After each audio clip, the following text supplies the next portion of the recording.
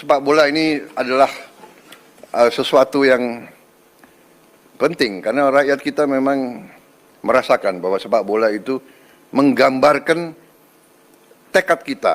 Yes, Alhamdulillah, masa depan sepak bola Indonesia terselamatkan. Tepat pagi ini, Presiden ambil sikap tegas.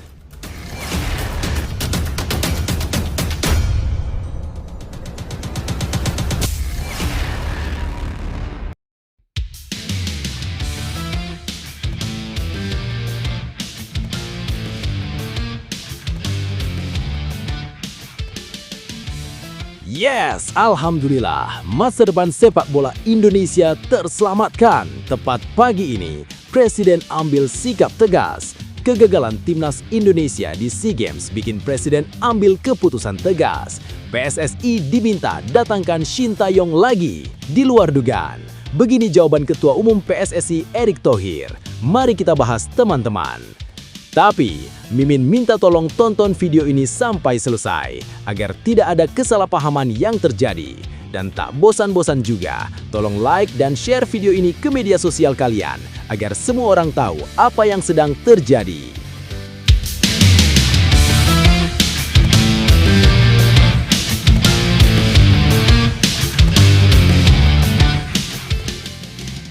Sebelumnya diberitakan, Timnas Indonesia menjalani tahun 2025 dengan rentetan keputusan kontroversial dan hasil pahit di berbagai level usia.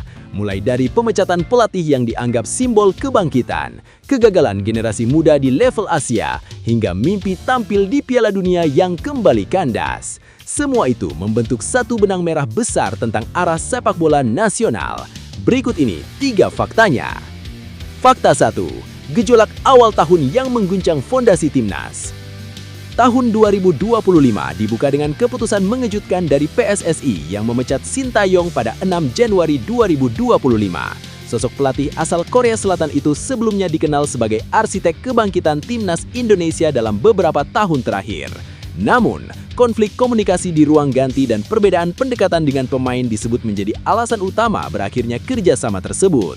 Ketua Umum PSSI Erick Thohir menjelaskan bahwa federasi membutuhkan sosok pemimpin yang mampu menjalin komunikasi lebih baik dengan pemain dan menjalankan program secara maksimal. Kita melihat perlu adanya pimpinan yang bisa lebih menerapkan strategi yang tentu lebih disepakati oleh para pemain, komunikasi lebih baik dan implementasi program yang lebih baik, kata Erick Thohir dalam konferensi pers pemecatan Shin Tae-yong. Keputusan ini menjadi titik awal rentetan hasil buruk yang kemudian dialami Timnas Indonesia di berbagai level usia sepanjang tahun. Fakta 2. Generasi muda terpukul di level Asia dan dunia. Dampak pergantian pelatih terasa cepat di kelompok usia muda. Timnas Indonesia U20 yang berlaga di Piala Asia U20 2025 di China tampil jauh dari harapan. Kekalahan telak 0-3 dari Iran dan 1-3 dari Uzbekistan membuat langkah Garuda Nusantara tersendat sejak awal. Hasil imbang tanpa gol melawan Yaman tak cukup menyelamatkan posisi mereka di klasemen akhir grup C. Tak hanya itu, Timnas Indonesia Senior juga menelan pil pahit dengan gagal lolos ke Piala Dunia 2026. Kekalahan dramatis 3-2 dari Saudi Arabia, serta hasil tipis 0-1 dari Irak di babak keempat kualifikasi Piala Dunia 2026 zona Asia memastikan mimpi tampil di panggung terbesar dunia kembali tertunda. Dalam wawancara terbarunya, Shin Tae-yong mengaku sakit hati melihat Timnas Indonesia gagal lolos Piala Dunia 2026, mengingat dirinya pernah menjadi bagian dari proses kebangkitan skuad Garuda. Fakta 3. Dominasi yang sirna di level Timnas U23 dan SEA Games. Kekecewaan berlanjut di level Timnas Indonesia U23 yang tampil di 3 ajang besar 2025. Pada Piala AFF U23 2025, Garuda Muda harus puas menjadi runner-up setelah kalah tipis 0-1 dari Vietnam di final. Hasil ini sudah menjadi sinyal bahwa konsistensi prestasi belum sepenuhnya terjaga. Situasi makin memburuk di kualifikasi Piala Asia U23 2026 ketika Timnas Indonesia U23 hanya finish di posisi runner-up grup dengan 4 poin. Hasil imbang melawan Laos, kemenangan besar atas Makau dan kekalahan dari Korea Selatan membuat mereka gagal lolos ke putaran final. Puncaknya terjadi di SEA Games. Berstatus juara bertahan, Timnas Indonesia U22 justru tersingkir di fase grup setelah kalah dari Filipina dan hanya mencatat 1 kemenangan atas Myanmar. Kegagalan ini terasa semakin menyakitkan karena datang setelah status semifinalis Piala Asia U23 2024 yang sebelumnya sempat membangkitkan optimisme publik. Nah, sebelum lanjut mendengar berita ini, untuk para netizen, keluarkan satu kalimat pamungkas untuk menanggapi kabar ini. Ayo teman, berikan tanggapan kalian di kolom komentar. Bravo Timnas Indonesia, bravo PSSI.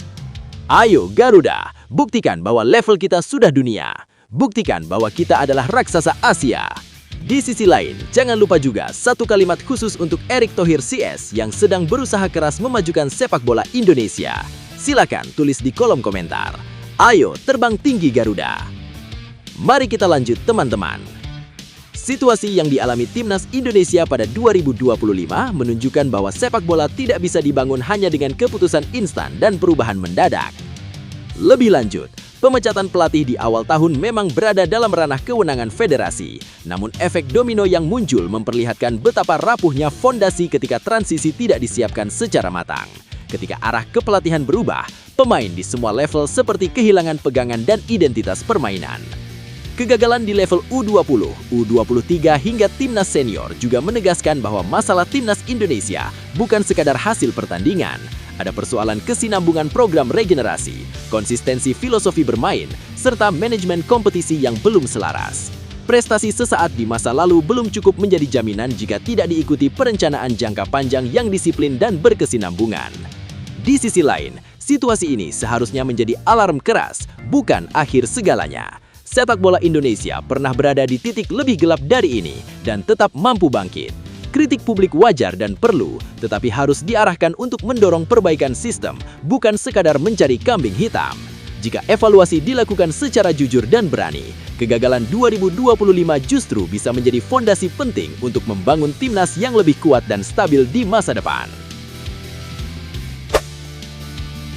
Ucapan anak Shin Tae-yong kembali menggema, Timnas U22 gagal dan publik bertanya-tanya. Sebelumnya diberitakan, kegagalan Timnas Indonesia U22 melaju ke semifinal SEA Games 2025 di Thailand menutup tahun dengan rasa pahit bagi sepak bola nasional. Datang sebagai juara bertahan, Garuda Muda justru tersandung di fase grup dan memicu gelombang kekecewaan publik. Di tengah sorotan tajam itu, unggahan lama putra mantan pelatih Timnas Indonesia Shin Tae-yong, yakni Shin Jae-won, kembali viral dan dianggap relevan dengan situasi terkini. Berikut ini 3 faktanya. 1. Kenangan lama yang kembali menampar. Kekalahan Timnas Indonesia U22 di fase grup SEA Games 2025 tak hanya menghentikan langkah menuju semifinal, tetapi juga membuka kembali luka lama di benak publik. Banyak supporter teringat pada era kepelatihan Shin Tae-yong yang berakhir di awal 2025 ketika federasi memilih jalan berpisah dengan pelatih asal Korea Selatan tersebut. Unggahan lama Shin Jae-won di media sosial kembali dibagikan luas. Dalam tulisannya, ia menyiratkan kekecewaan mendalam terhadap cara federasi memperlakukan ayahnya. Mari kita lihat bagaimana kalian akan melangkah lebih jauh tanpa dia. Dia telah memberikan segalanya untuk menempatkan Indonesia pada tahap ini. Banyak yang mau aku katakan tentang bagaimana PSSI memperlakukan ayahku selama 5 tahun, tapi aku akan tetap diam. Tulis Shin Jae-won. Kalimat itu kini terasa seperti ramalan yang menjadi nyata di mata banyak penggemar sepak bola tanah air. 2. Kepercayaan publik yang terus tergerus. Sejak perpisahan dengan Shin Tae-yong, Timnas Indonesia dinilai belum menemukan kembali kestabilan performa dan arah yang jelas. Gagalnya Timnas U22 di SEA Games 2025 memperkuat anggapan bahwa kepercayaan publik terhadap federasi berada di titik terendah dalam beberapa tahun terakhir. Komentar warganet pun membanjiri media sosial resmi Timnas dengan nada kecewa dan sinis. Kita semua terlalu sabar dengan harapan, tapi dihadapkan dengan kenyataan. Tulis akun Gede Anak Aku Semua. Suara-suara seperti ini menggambarkan kegelisahan supporter yang merasa janji prestasi belum sejalan dengan hasil di lapangan. 3. Akhir tahun dengan 2 catatan pahit. Kegagalan di SEA Games 2025 menjadi pukulan ganda karena sebelumnya Timnas Indonesia Senior juga tersingkir di putaran keempat kualifikasi Piala Dunia 2026 pada Oktober lalu. Meski sempat mencatat sejarah dengan lolos ke fase tersebut untuk pertama kalinya, hasil akhir tetap menuai kritik karena tak mampu melangkah lebih jauh. Secara realistis, Timnas U22 sebenarnya hanya ditargetkan meraih medali perak oleh pemerintah, namun target minimal itu pun gagal dipenuhi. Gagal mempertahankan emas sekaligus tak mencapai target dasar menjadikan SEA Games 2025 sebagai bahan evaluasi besar bagi program pengembangan sepak bola nasional menuju 2026. Tahun berakhir, pertanyaan besar pun menggantung. Apakah arah baru sepak bola Indonesia benar-benar membawa harapan atau justru memperpanjang kekecewaan? Lebih lanjut, situasi ini mencerminkan persimpangan penting dalam perjalanan sepak bola Indonesia antara keberanian berubah dan konsistensi membangun. Kegagalan Timnas U22 di SEA Games 2025 seharusnya tidak dilihat semata-mata sebagai hasil satu turnamen, melainkan sebagai cermin dari proses panjang yang belum matang. Publik wajar kecewa karena ekspektasi sudah terlanjur tinggi, apalagi status juara bertahan dan janji prestasi berkelanjutan terus digaungkan. Kembalinya unggahan Shin Jae-won menjadi viral menunjukkan bahwa masalah utama bukan hanya soal kalah atau menang, tetapi soal kepercayaan. Ketika kepercayaan publik terhadap federasi menurun, setiap hasil buruk akan terasa berlipat ganda dampaknya. Disinilah federasi seharusnya lebih terbuka, komunikatif, dan konsisten dalam menjelaskan arah kebijakan agar publik tidak terus menebak-nebak dan terjebak nostalgia pada masa lalu. Di sisi lain, kegagalan beruntun di level senior dan U22 menandakan bahwa transisi kepemimpinan dan program belum berjalan mulus. Perubahan pelatih memang hak federasi, tetapi perubahan tanpa kesinambungan filosofi dan perencanaan jangka panjang hanya akan membuat tim terus mengulang fase adaptasi. Jika evaluasi dilakukan setengah hati, kegagalan seperti ini berpotensi menjadi pola, bukan sekedar insiden. Pada akhirnya, momen ini bisa menjadi titik balik jika dijadikan dasar pembenahan menyeluruh, bukan sekedar mencari kambing hitam. Sepak bola Indonesia membutuhkan kesabaran yang dibarengi arah jelas, bukan sekedar janji prestasi instan. Tanpa itu, harapan publik akan terus berjarak dengan kenyataan di lapangan. Kata Arya Sinulinga soal Timnas U22 Indonesia yang gagal total di SEA Games 2025. Sebelumnya diberitakan, Timnas U22 Indonesia dipastikan gagal melangkah ke semifinal SEA Games 2025 meski menutup laga fase grup dengan kemenangan meyakinkan atas Myanmar. Hasil 3-1 di Stadion 700th Anniversary of Chiang Mai, Thailand ternyata tak cukup mengangkat posisi Garuda Muda ke fase gugur.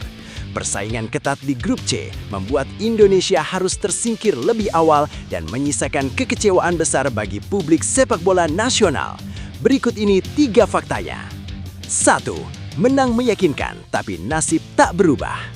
Timnas U22 Indonesia sebenarnya menunjukkan respons positif di laga terakhir fase grup. Sempat tertinggal lebih dulu lewat gol Min Mao pada menit ke-29, Indonesia bangkit sebelum turun minum. Sontekan Tony Firmansyah di menit ke-45 menjadi titik balik yang membangkitkan harapan. Permainan Garuda Muda terlihat lebih agresif dan percaya diri di babak kedua. Tekanan berbuah manis di menit akhir pertandingan ketika Jens Raven mencetak 2 gol beruntun pada menit ke-89 dan 90+5. Skor 3-1 menutup laga dengan kemenangan, namun euforia itu hanya bertahan singkat. Tambahan 3 poin membuat Indonesia finish di peringkat kedua grup C dengan total 3 poin, tetapi kalah bersaing dengan Malaysia dalam perebutan posisi runner-up terbaik. Kemenangan pun terasa hampa karena tiket semifinal tetap melayang. 2. Perjuangan terhenti di fase grup. Kegagalan lolos dari fase grup menjadi pukulan telak bagi tim asuhan Indra Syafri. Target tinggi yang diharapkan publik tak sejalan dengan hasil di lapangan. Persaingan di grup C berjalan ketat dan setiap laga menjadi penentu. Indonesia harus membayar mahal hasil di pertandingan sebelumnya yang membuat posisi akhir tak lagi sepenuhnya berada di tangan sendiri. Nama-nama seperti Ivar Jenner dan rekan-rekan sebenarnya menunjukkan semangat juang hingga laga terakhir. Namun dalam turnamen sekelas SEA Games, konsistensi sejak awal menjadi kunci. Sekali terpeleset, ruang untuk memperbaiki keadaan sangat sempit. Akhirnya, Garuda Muda harus menerima kenyataan pahit, mengakhiri perjalanan lebih cepat dari harapan. 3. Arya Sinulinga pilih bungkam dan lempar ke pihak lain. Kekecewaan publik kemudian mengarah kepada jajaran federasi, termasuk anggota Komite Eksekutif PSSI, Arya Sinulinga. Sosok yang kerap vokal di media sosial itu justru memilih bersikap berbeda kali ini. Arya enggan memberikan komentar mendalam terkait kegagalan timnas U22 di SEA Games 2025. Melalui akun Instagram pribadinya, Arya Sinulinga menegaskan dirinya bukan pihak yang paling memahami urusan tersebut. Ia menulis, "Minta maaf, urusan timnas sepak bola putra untuk SEA Games saya tidak mengerti. Silahkan tanya yang mengerti." Pernyataan singkat itu memantik beragam reaksi dari netizen yang berharap ada penjelasan dan evaluasi terbuka atas kegagalan Garuda Muda di ajang 2 tahunan tersebut. Lebih lanjut, situasi ini menunjukkan bahwa masalah timnas U22 Indonesia bukan semata hasil satu pertandingan, melainkan akumulasi dari perencanaan dan eksekusi sepanjang turnamen. Kemenangan atas Myanmar seharusnya bisa menjadi modal kepercayaan diri. Tetapi fakta bahwa hasil itu tak cukup membawa tim ke semifinal menegaskan pentingnya konsistensi sejak laga awal. Di turnamen singkat seperti SEA Games, kesalahan kecil di fase grup bisa berdampak besar dan sulit diperbaiki di akhir. Sikap Arya Sinulinga yang memilih tidak banyak berkomentar juga memperlihatkan adanya jarak antara ekspektasi publik dan komunikasi federasi. Publik tentu berharap ada penjelasan yang menenangkan sekaligus memberi gambaran evaluasi ke depan, bukan sekedar saling melempar tanggung jawab. Di tengah kekecewaan supporter, transparansi dan kejelasan peran setiap pihak justru menjadi hal yang paling dibutuhkan agar kepercayaan terhadap pembinaan tim nasional tidak terus terkikis. Kegagalan ini semestinya dijadikan cermin untuk memperbaiki sistem, bukan hanya mencari siapa yang salah. Tim pelatih, pemain, dan federasi perlu duduk bersama melakukan evaluasi menyeluruh agar kejadian serupa tidak terulang. Garuda Muda tetap punya potensi, namun tanpa manajemen yang rapi dan arah yang jelas, potensi itu akan terus terjebak dalam siklus kekecewaan yang sama. Kegagalan ini memang terasa menyakitkan, tetapi bukan akhir dari segalanya bagi timnas U22 Indonesia. Setiap tim besar pernah melewati fase jatuh sebelum akhirnya bangkit lebih kuat. Dari momen seperti inilah karakter, mental, dan kedewasaan pemain serta seluruh ekosistem sepak bola di Indonesia diuji. Kekalahan dan tersingkir lebih awal bisa menjadi guru paling jujur untuk memahami apa yang harus dibenahi. Para pemain muda tidak boleh kehilangan kepercayaan diri. Kalian sudah berjuang sampai menit terakhir dan itu menunjukkan mental petarung yang tidak mudah menyerah. Jadikan pengalaman pahit di SEA Games ini sebagai bahan bakar untuk berkembang, berlatih lebih keras, dan tampil lebih matang di level berikutnya. Jalan karier masih panjang, dan kesempatan untuk membalas kegagalan selalu terbuka. Untuk supporter dan seluruh pecinta sepak bola nasional, inilah saatnya tetap berdiri di belakang tim.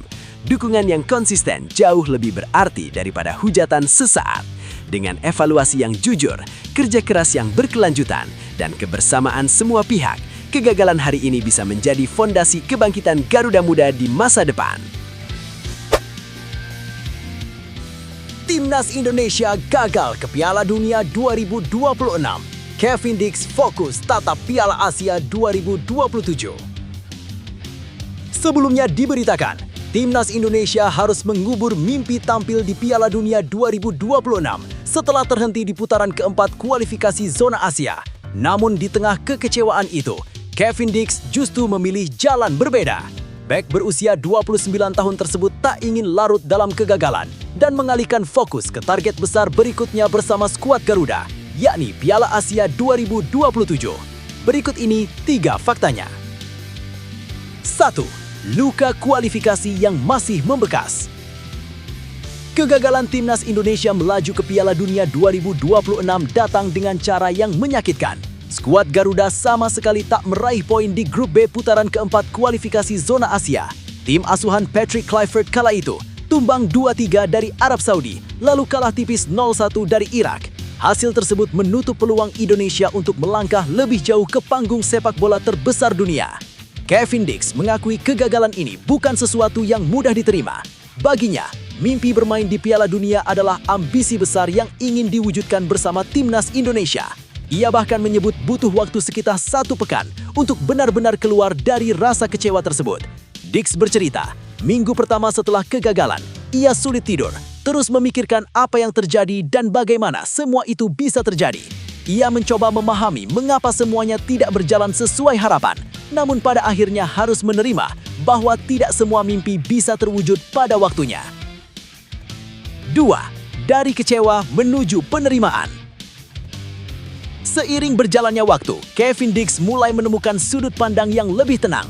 Ia menyadari kegagalan adalah bagian dari perjalanan sepak bola profesional. Menurutnya, ada momen ketika sebuah turnamen memang bukan milik Anda, dan hal terbaik yang bisa dilakukan adalah menerimanya dengan kepala tegak. Ia mengatakan, terkadang memang bukan waktu Anda, bukan turnamen Anda, namun mungkin akan ada kesempatan berikutnya. Kalimat itu menjadi refleksi bagaimana Dix memandang kegagalan bukan sebagai akhir, melainkan pelajaran. Sikap ini penting di ruang ganti timnas Indonesia, karena rasa kecewa yang berlarut-larut justru bisa menggerus semangat tim dalam menghadapi agenda berikutnya. Sebagai pemain yang berpengalaman di level Eropa, Dix paham betul bagaimana bangkit dari situasi sulit. Ia memilih menjadikan kegagalan menuju Piala Dunia 2026 sebagai bahan bakar mental untuk menatap tantangan yang sudah menunggu di depan mata. 3. Fokus baru menuju Piala Asia 2027. Setelah melewati fase paling berat, Kevin Dix mulai mengajak rekan-rekannya di timnas Indonesia untuk menatap masa depan. Ia mengungkapkan, setelah sekitar 1 minggu, ia mulai berbicara dengan beberapa pemain dan mereka sepakat bahwa masa lalu tidak bisa diubah. Yang terpenting adalah bagaimana menyikapi apa yang ada di depan. Dix menegaskan, segala sesuatu terjadi karena alasan tertentu. Jika bukan turnamen ini, mungkin turnamen berikutnya. Sekarang, fokus utama adalah Piala Asia. Turnamen yang dijadwalkan berlangsung di Arab Saudi pada 7 Januari hingga 5 Februari 2027. Itu sudah lama dipastikan akan diikuti timnas Indonesia. Kepastian lolos diraih setelah skuad Garuda melaju ke putaran ketiga kualifikasi Piala Dunia 2026 zona Asia. Piala Asia 2027 akan menjadi edisi kedua beruntun bagi timnas Indonesia dan Kevin Dix melihatnya sebagai peluang besar untuk menunjukkan perkembangan tim. Alih-alih meratapi kegagalan masa lalu, ia memilih menatap tantangan baru dengan optimisme. Sikap inilah yang kini diharapkan menular ke seluruh elemen timnas Indonesia, bahwa mimpi boleh tertunda, tapi semangat untuk bangkit tidak boleh padam. Lebih lanjut, situasi yang dihadapi timnas Indonesia saat ini memang terasa pahit, tetapi juga sangat manusiawi dalam perjalanan sebuah tim yang sedang tumbuh. Kegagalan ke Piala Dunia 2026 adalah pukulan telak, terutama karena ekspektasi publik sedang tinggi. Namun cara Kevin Dix menyikapinya menunjukkan kedewasaan dan perspektif yang dibutuhkan tim nasional pada fase transisi seperti sekarang. Sikap tidak larut dalam kekecewaan justru menjadi sinyal positif. Alih-alih saling menyalahkan atau tenggelam dalam rasa frustasi, fokus ke Piala Asia 2027 adalah langkah realistis dan sehat. Turnamen tersebut bukan sekedar ajang pelengkap, melainkan panggung penting untuk mengukur sejauh mana progres timnas Indonesia bersaing di level Asia. Kegagalan ini seharusnya dibaca sebagai pengingat bahwa mimpi besar membutuhkan fondasi yang lebih kuat. Konsistensi pembinaan mental pemain, pengalaman bertanding, dan kedalaman skuad masih perlu diasah. Jika evaluasi dilakukan dengan jujur dan fokus tim tetap terjaga, maka kegagalan hari ini justru bisa menjadi titik balik bagi pencapaian yang lebih besar di masa depan. Jangan biarkan satu kegagalan merampas mimpi yang sudah dibangun bertahun-tahun. Sepak bola selalu memberi ruang bagi mereka yang mau bangkit dan belajar dari luka. Timnas Indonesia sudah melangkah sejauh ini bukan karena kebetulan, tetapi karena kerja keras dan keberanian untuk bermimpi lebih tinggi. Setiap kegagalan adalah proses pendewasaan, bukan untuk diratapi terlalu lama, melainkan untuk dijadikan pijakan agar melompat lebih kuat. Piala Dunia 2026 mungkin belum menjadi milik kita, tetapi perjalanan belum terakhir. Masih ada Piala Asia 2027. Masih ada kesempatan untuk membuktikan bahwa Garuda terus berkembang. Teruslah percaya pada proses, pada pelatih, pada rekan tim, dan pada lambang di dada. dukungan publik tidak akan pernah benar-benar padam selama pemain berjuang dengan hati. Karena dalam sepak bola seperti dalam hidup, mereka yang tidak menyerah hari ini seringkali menjadi pemenang di esok hari.